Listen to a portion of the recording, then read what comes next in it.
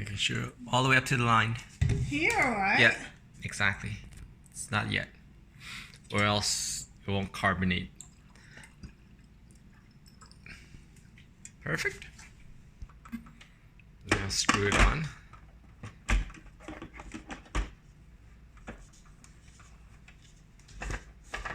Which direction? Counterclockwise.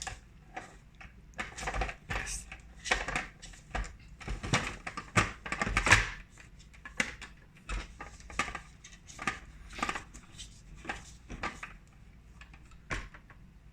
And press.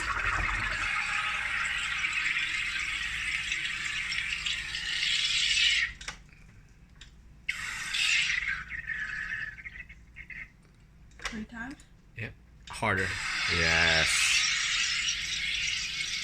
The more you put in, the more busy it will be. Okay, release. Just one more time. It'll be smooth as it. Okay, that's enough. Release it. Okay, and then there. See all the bubbles coming up. So the key thing here is to make sure your water is cold, because then the carbon dioxide absorbed more into the water. So close it up.